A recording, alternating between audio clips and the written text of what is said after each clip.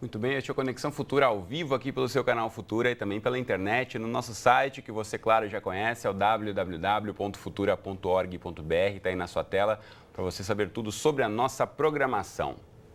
Bom, e hoje vamos falar sobre agricultura e produção de alimentos. A Organização das Nações Unidas declarou 2014 como o Ano Internacional da Agricultura Familiar, pela importância que os pequenos produtores rurais têm para acabar com a fome e a pobreza no mundo. No Brasil, segundo o Ministério do Desenvolvimento Agrário, a agricultura familiar é responsável pela produção de 70% dos alimentos do país. Um grande desafio é consolidar a produção de alimentos para a população do planeta sem o uso excessivo de agrotóxicos e valorizando a agricultura familiar e a produção agrícola. Então, no programa de hoje, a gente discute a origem dos alimentos que todos nós consumimos e as alternativas e práticas sustentáveis para incentivar a agricultura no país. Para essa conversa, recebemos aqui no estúdio José Antônio Espíndola, ele é pesquisador da Embrapa. Aqui do meu lado está o Denis Monteiro, ele é agrônomo e secretário executivo da Articulação Nacional de Agroecologia. E também conosco no estúdio está o Alain Freyhoff-Tigel, ele que é integrante da Coordenação Nacional da Campanha Permanente contra os Agrotóxicos e pela Vida. E logo mais a gente fala também com a socióloga Vânia Carvalho, educadora da Federação de Órgãos para a Assistência Social e Educacional. E você em casa, como sempre, também é nosso convidado, então não perca tempo aí para tirar suas dúvidas sobre a produção de alimentos no Brasil. Mande seu recado para a gente pela internet, primeiramente pela rede social, você já sabe o nosso perfil, eu coloco agora na tela para você, é o facebook.com/canal Futura Oficial, você encontra aqui já a foto da entrada aqui do Canal Futura, toda decorada em clima de Copa do Mundo, mas aqui também você pode curtir, comentar, compartilhar nossos posts e deixar registrada aí a sua dúvida, a sua pergunta no programa de hoje. Também pela internet, mande mensagens para a gente no microblog, no Twitter, marcando a sua pergunta com o perfil @canalfutura. Ou ainda pegue o bom e velho telefone e ligue aí pra gente, 0 operadora 21 3523 4098, os números que estão aí na tela para você. Enquanto você manda o seu recado, eu dou boa tarde aqui aos nossos entrevistados, bem-vindos, tudo bem com vocês? Tudo bem. Tudo bom? Boa tarde. Muito bem, bom, para começar o nosso bate-papo, a gente vai assistir agora um trecho de uma reportagem produzida pela TV Unicinos, parceira do Canal Futura lá no Rio Grande do Sul, que ilustra bem a relação entre agricultura orgânica e agricultura familiar. Vamos assistir.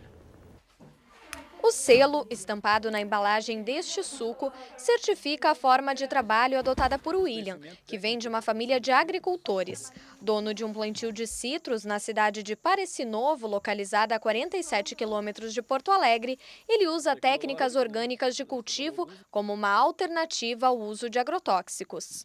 Todo o benefício que traz para o próprio agricultor de não estar lidando com um produto químico, para si próprio, para as pessoas que vão consumir aqueles alimentos. Idosos, pessoas doentes, crianças, enfim, tirando todos os benefícios ambientais, a questão da contaminação do solo, da água. Mas nem sempre foi assim. William e os irmãos trabalhavam em uma petroquímica. Foi há cerca de 20 anos que eles deixaram a cidade rumo ao campo para viver da agricultura e seguir os passos dos pais e avós. No início eram poucos os conhecimentos sobre a prática orgânica e, por isso, eles acabaram aderindo à convencional. Inicialmente, como nós não tínhamos conhecimento técnico sobre o cultivo de citros, a gente foi buscar orientação agronômica. Então, na época, nós recebemos um pacote tecnológico da agricultura convencional, né, para cada coisa um agrotóxico diferente. Nós saímos do polo petroquímico para fugir da química, viemos cair na química aqui no campo. Foi pensando nisso que o William decidiu buscar informações sobre o cultivo orgânico. No lugar de agrotóxicos, passou a utilizar caudas de cobre e enxofre, que funcionam como defensivos naturais e geram um impacto muito menor sobre o meio ambiente. Muito bem, a gente conferiu essa alternativa aí, que é uma das opções desses outros tipos, né, de produção disponíveis, a tecnologia mudando muito aí para a agricultura ficar um pouco menos na mão aí dos chamados venenos, dos agrotóxicos. Agora pergunto aqui para o José, técnico da Embrapa, essa alternativa, a gente vê cada vez mais agricultores exercitando alternativas para o cultivo, mas é possível já implantar isso, aplicar em larga escala na produção de alimentos no Brasil? Na verdade, o que nós temos no Brasil hoje em dia é uma grande mudança em relação à legislação que reconhece sistemas como esse da produção orgânica como factíveis. Só que existe um grande desafio ainda pela frente, né? Além da legislação, que é como trazer isso para a realidade de cada produtor rural. Para isso, a gente precisa de maiores esforços em termos de pesquisa, para gerar novos conhecimentos adaptados para as diferentes regiões. Também precisamos de esforços com relação à questão da extensão rural, para levar esses conhecimentos junto aos agricultores e aos extensionistas, no caso, que trabalham junto com eles. E, por último, formar novos profissionais com essa visão, que seria junto à questão do ensino, nesse caso, tanto em termos de universidades, quanto em termos de escolas técnicas e outras instituições de ensino. Muito bem, o Denis está aqui do meu lado, ele que é um defensor da agroecologia. Vou primeiramente apresentar esse termo, né, para quem está em casa, assim, para quem está acostumado a lidar com o termo de agricultura familiar está bem acostumado, mas é um termo novo de certa forma. O que significa agroecologia? Qual é a diferença de agroecologia para uma agricultura convencional, Denis? A agroecologia é você fazer uma agricultura em harmonia com a natureza, né, respeitando os ciclos da natureza, sem agredir, sem usar produtos químicos que vão agredir de alguma forma, vão contaminar os lençóis de água ou vão contaminar os trabalhadores. Então é você pensar uma forma de produzir alimentos e plantas medicinais e fibras e recursos florestais, respeitando os ciclos da natureza e garantindo uma produtividade a longo prazo. Não só pensando no retorno imediato da produção, mas pensando nas futuras gerações, pensando em manter aqueles ecossistemas produtivos indefinidamente, não só naquele momento. Então, a agricultura em harmonia com a natureza. E quem sabe produzir em harmonia com a natureza são os agricultores e agricultoras familiares e são as populações tradicionais, porque conhecem os ambientes onde vivem há séculos, né? Então, entendem do ciclo das águas, entendem as plantas que existem naquele ambiente, conhecem as sementes, conhecem formas de lidar com insetos e com doenças das plantas, que são formas não agressivas, são formas naturais, justamente a agricultura familiar. Então, a gente diz que a base social da agroecologia é a agricultura familiar. E, de fato, representa aí mais de 70% da produção do alimento que todos nós comemos no Brasil vem da agricultura familiar. Aproveito para colocar para você na tela o site da Articulação Nacional de Agroecologia. Bem fácil o site, só você digitar aí agroecologia.org.br para você ter outras informações. Está aí na sua tela. Bom, e pergunto para o Alan, que está na camiseta dele aqui, agrotóxico mata, já é o nome da campanha, que ele leva no peito. Agora, Alan, a gente pensando, né, na questão de novas tecnologias que têm surgido por aí, outras formas de plantio, como esse caso dos produtores de frutas lá no Rio Grande do Sul. Mas a gente consegue pensar que todos os produtores no país possam usar outros tipos de aditivos que não sejam agrotóxicos? Com certeza, como o Denis bem falou, né, não são só novas tecnologias, mas também são resgates de tecnologias de antigas, modos tradicionais de produção, né? E aí, bom, nós tivemos há um mês atrás o 3º Encontro Nacional de Agroecologia, que foi realizado em Juazeiro, na Bahia, e a gente sai de lá, mais uma vez, com a certeza absoluta de que a agroecologia já é uma realidade no Brasil, né? Espalhado aí pelos 4 cantos do nosso país, a gente já tem camponeses e camponesas, quilombolas, indígenas, produzindo alimentos de forma agroecológica, né, em harmonia com a natureza, como o Denis estava falando. Então, para nós, não é uma questão de dúvida mais se é possível ou não a produção, né, alimentar a população brasileira e a população mundial com alimentos agroecológicos, né? A nossa luta, então, hoje, ela é exatamente contra o agronegócio, né? Que é esse outro modelo de produção baseado nos venenos, baseado, né, nos transgênicos, principalmente. Então, hoje, a nossa realidade, né, de ser o país maior consumidor de agrotóxicos do mundo, aí, desde 2008, ela está diretamente relacionada com a incidência dos transgênicos nas nossas plantações e, por consequência, aí, esse alto uso de venenos nessa agricultura que é uma agricultura dependente química, né? A agricultura, o monocultivo do agronegócio, ele só funciona com agrotóxico, né? E a agricultura familiar camponesa não, é a única que tem a possibilidade de produzir de forma agroecológica e saudável. Muito bem, mais informações também sobre a campanha representada aqui pelo Alan. Coloco para você na tela agora no site, que é o contraosagrotóxicos.org. Está aí na sua tela o site para você ter outras informações, inclusive sobre filmes que tratam dessa questão, para você assinar petições e saber mais informações aí para formar sua opinião em relação a agrotóxicos e produção rural. Eu chamo agora, então, para a nossa conversa a Vânia Carvalho, ela que é educadora da Federação de Órgãos para Assistência Social e Educacional, a FASE, Programa Amazônia do Fundo DEMA. Tudo bem com você, Vânia? Bem-vindo à Conexão Futura. Tudo bem, muito obrigada pelo convite. Obrigado a você por ter aceito o nosso convite. Começo perguntando para você quais as principais barreiras enfrentadas pela agricultura familiar aí na região norte do Brasil. Aqui na região, né, a gente está no Fundo DEMA apoiando 10 anos, né, os projetos com agricultores familiares, agroextrativistas, quilombolas, indígenas, e a gente vê que o que mais sofre, né, a ausência de políticas públicas apropriadas, né, como financiamento, a própria assistência técnica adequada, como foi colocado aí, resgatando conhecimentos tradicionais e trazendo técnicas agroecológicas.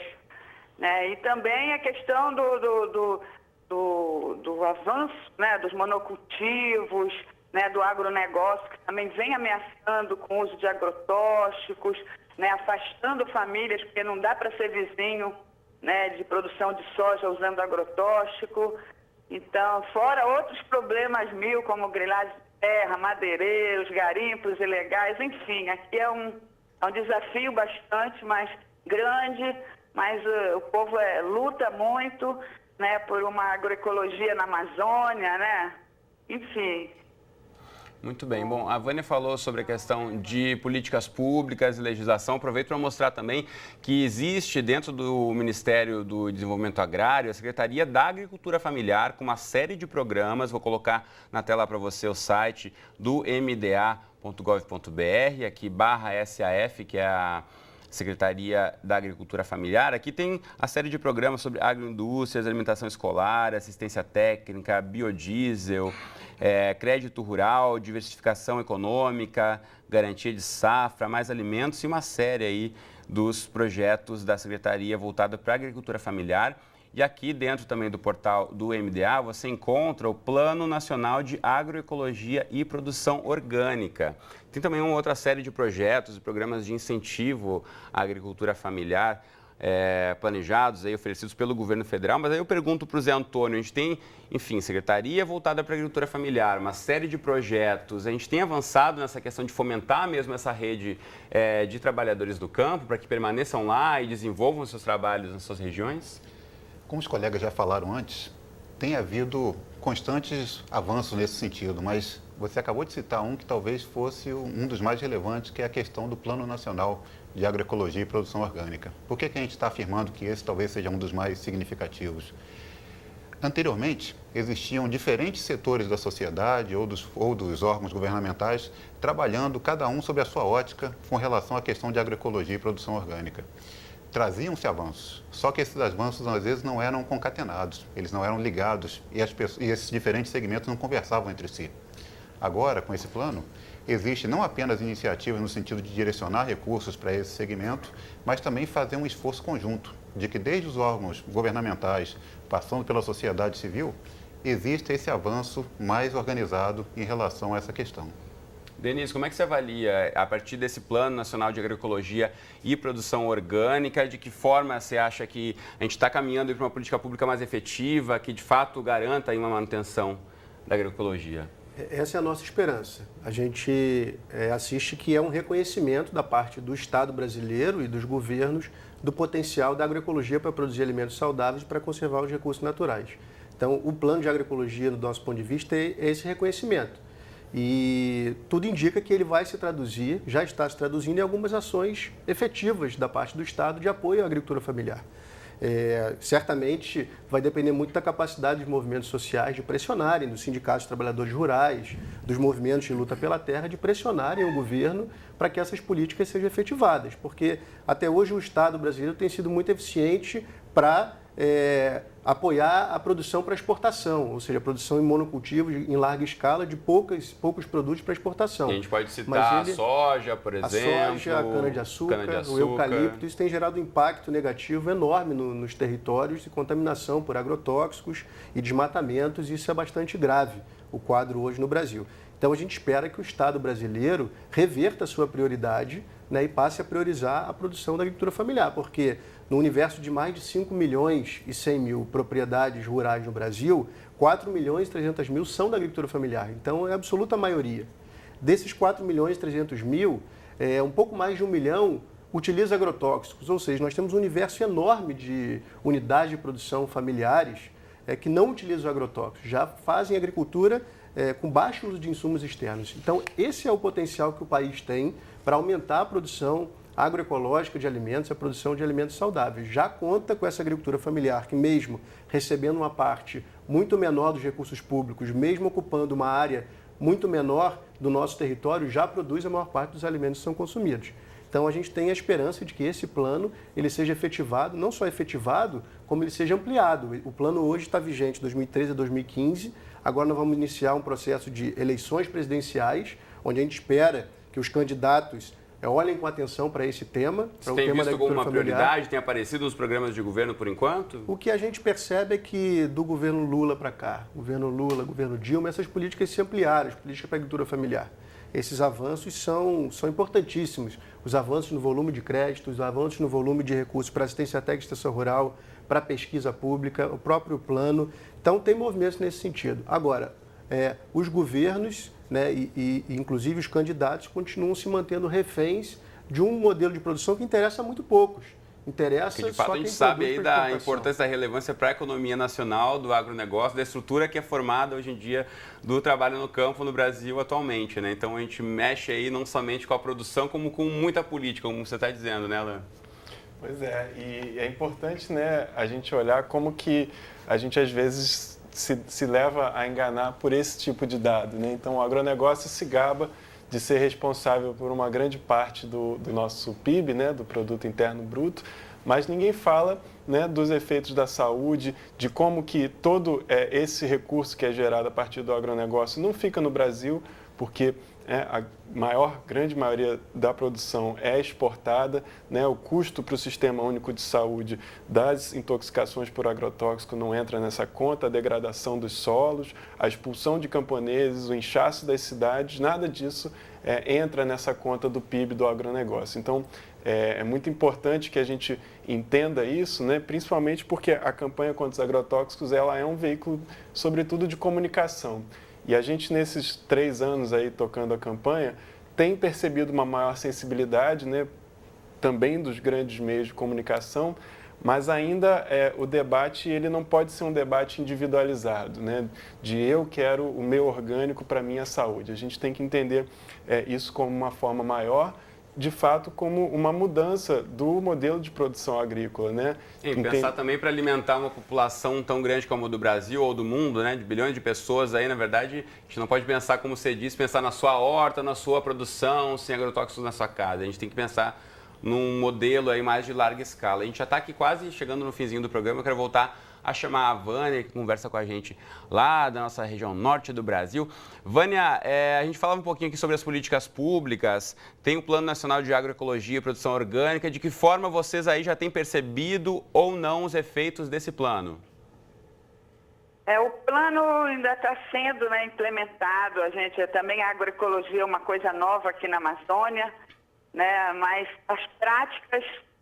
a palavra é nova, mas as práticas, o que a gente vê que a agroecologia é feita assim na Amazônia, né, principalmente pelo campesinato, vamos dizer, a agricultura familiar que tende, né, para a diversificação dos seus sistemas produtivos, né, para os nossos povos tradicionais, nossos quilombolas, nossos povos indígenas, né, comunidades que já vêm fazendo a agroecologia, né, a gente percebe isso, né, pela valorização, pelo não uso, né, nós temos nossos produtos nativos, não precisam de agrotóxico, né, não precisam de NPK, por exemplo. Então, eles já têm uma técnica, sabem lidar com a natureza, né? Então, o que a gente espera desses programas é que eles levem em conta esse saber, né, da população daqui da região, né, e que inclua mais pessoas. São programas que precisam se expandir, né, e atender a essa população aí que é fundamental para a população em geral do Brasil, né? Porque produz os nossos produtos nativos, nossas frutas, né, da região, são os que garantem, inclusive, a permanência de frutas que, quando você vai procurar, só tem em comunidades tradicionais. Quer dizer, nós estamos... tem que numa luta, que na verdade é uma guerra, né, que o agronegócio vem ameaçando nossa vida, né, dos nossos povos, e a gente só espera que os programas venham valorizar esses produtos, essas populações que são as responsáveis pelo nosso alimento. Muito bom. Vânia Carvalho, falando com a gente diretamente de Belém do Pará. Muito obrigado pela participação aqui no Conexão Futura. Boa tarde para você. Muito obrigada também. Boa tarde para vocês. Aproveito para mostrar o site também do Fundo Dema, representado pela Vânia. Você pode acessar aí fundodema.org.br para saber mais sobre o trabalho desenvolvido lá na região norte, o Fundo de Mulheres que estimula a autonomia feminina no campo e tantos outros projetos. Acesse aí fundodema.org.br.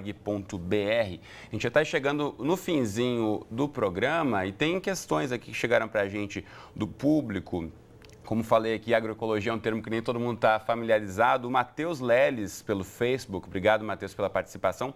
Ele pergunta se agroecologia significa exclusão de maquinário aplicado à produção. É isso, Denis, ou não? Não, de forma nenhuma. Muita gente pensa que a agroecologia é produzir sem tecnologia. Mas não se trata disso. Você pode perfeitamente usar alguns tipos de máquinas na produção agroecológica. Não tem nenhuma... Não é proibido, vamos dizer assim.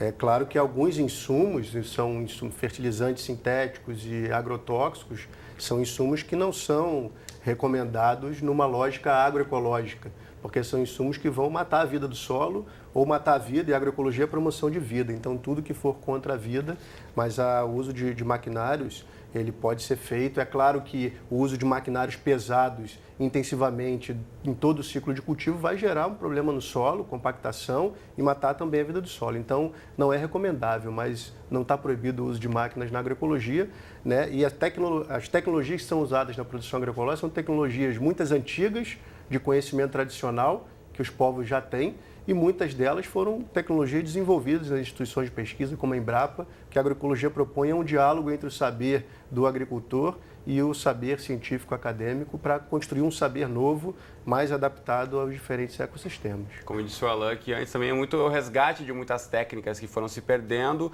ao passo em que a agricultura foi crescendo muito, a produção foi aumentando e os químicos surgiram aí, muitas vezes, para aumentar essa larga escala de produção. Agora, em relação à legislação, como é que você avalia, Zé Antônio? A gente tem esses planos, enfim, a legislação que de fato vai regular a quantidade de agrotóxicos ou não, como já falamos aqui, é o país que mais consome, mais utiliza os agrotóxicos nas plantações. Você acredita que legislações podem ajudar a diminuir esse uso no campo? Eu acredito que sim, tanto no sentido, de certa maneira, de repensar como é feito esse manejo de produtos sintéticos, como os agrotóxicos hoje em dia, mas talvez até mesmo de uma maneira mais propositiva, com relação a indicar alguns caminhos pelos quais os agricultores podem se comprometer com outro tipo de agricultura. Que é isso, é apontar alternativas, não somente proibir o agrotóxico, mas mostrar a alternativa que o agricultor pode utilizar de forma fácil. Exatamente. Um exemplo disso, falando rapidamente para você, é de que, associado à legislação de agricultura orgânica, existe uma série de instruções normativas que dão passos pelos quais os agricultores podem ter seus produtos identificados como orgânicos, tanto com relação à forma de produção, como processamento e etc. Muito bem, Alain, essa questão das alternativas, né, para os produtores rurais, muitas vezes já vem de famílias, de tradições, de geração em geração, o cultivo, as plantações com o uso de agrotóxico. Então, é mesmo mudar uma cultura, né, ou mostrar as alternativas para o produtor poder escolher se de fato ele quer plantar ou não com agrotóxico? Claro, exatamente. Lembrar que isso tudo é muito recente, né? Os agrotóxicos são inseridos no Brasil a partir da Revolução Verde, que chega aqui lá pelos anos 60 ou 70 para 80, né? Através exatamente da assistência técnica, né? E como a gente estava falando, é preciso também que a gente tenha também uma renovação dessa assistência técnica que possa trazer o debate da agroecologia para a ponta, né, para os agricultores familiares. E aí outra questão, né, que tem ameaçado muito e aumentado o uso de agrotóxicos, como eu falei, são os transgênicos. E a gente está correndo um risco muito sério. Agora, no dia 31 de julho, deve ser aprovado pela Comissão Nacional de Biossegurança os transgênicos resistentes ao 2,4-D. 2,4-D é um veneno que faz parte da composição do agente laranja, que foi usado na Guerra do Vietnã, e ele é um herbicida que está sendo cada vez mais usado, exatamente porque o outro herbicida, né, que é o glifosato, já não está mais tendo tanto efeito. Então, gente falava que é um modelo dependente químico, porque quanto mais você usa, mais você precisa usar. E se houver essa liberação dos transgênicos resistentes ao 2,4-D, né, a soja e o milho, a gente vai ter um aumento ainda maior nesse veneno que é muito perigoso, né, que causa câncer, que pode causar malformação fetal, problemas neurológicos. Então, é realmente muito necessário que a sociedade se mobilize nessa luta contra os agrotóxicos e contra os transgênicos. Muito bom, a gente vai continuar acompanhando essa questão, mas por hoje nosso programa acabou. Então, Alain, Zé Antônio e Denis, muito obrigado pela presença aqui comigo no estúdio hoje do Conexão Futura. Boa tarde para vocês. Boa tarde. Você de casa, obrigado pela companhia e eu aproveito para agradecer a participação da nossa parceira TV Unicinos do Rio Grande do Sul na produção dessa entrevista no programa de hoje. Então, eu espero você aqui de segunda a sexta ao vivo às 2h30 da tarde, nas nossas reprises 00:30 e às 7h30 da manhã e a qualquer hora do dia e da noite no site do Futura. Um abraço para você e até o próximo Conexão.